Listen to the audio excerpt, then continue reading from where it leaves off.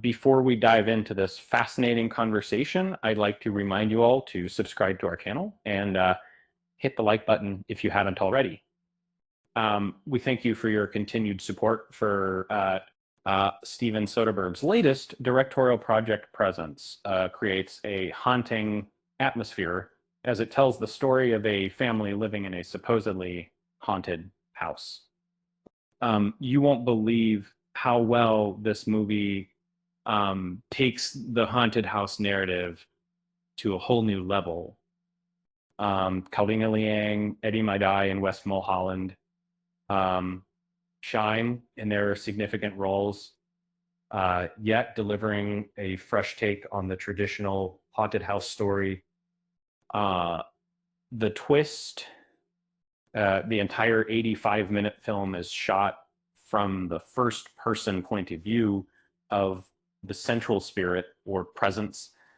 The movie follows Chloe Liang, the youngest family member, relocating to a supposedly haunted residence where she often feels the presence of the entity.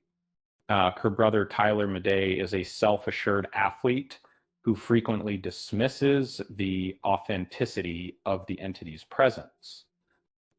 Meanwhile, Ryan, a classmate who becomes fond of Chloe, seems to be struggling with his sense of self. What was your first experience with horror movies like Presence?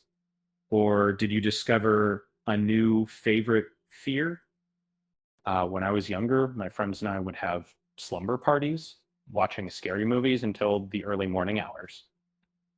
However, I have to say that since I've gotten older, I've become less enthusiastic about traditional horror.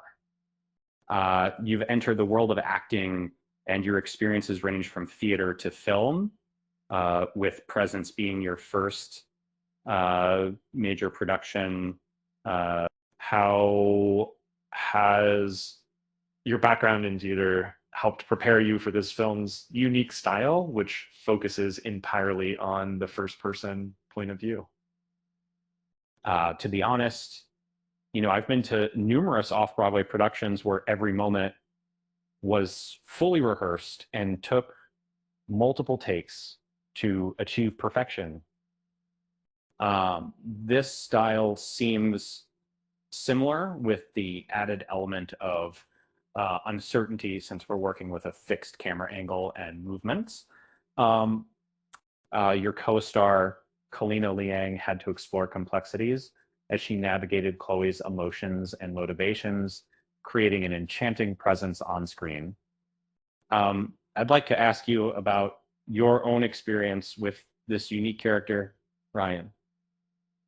What was it about Ryan that stood out to you, and how did you approach this role, especially since this is your first film?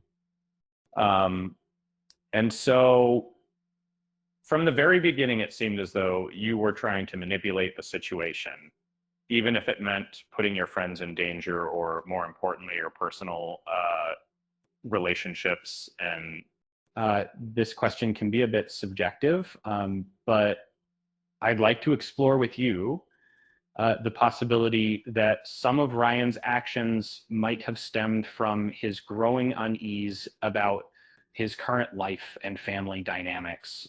And this happens in Romance and Friends, that have made true twice of the words as control of the illusionary, to say, one of the most intriguing aspects of Presence is the dynamic between Ryan and Chloe. Um,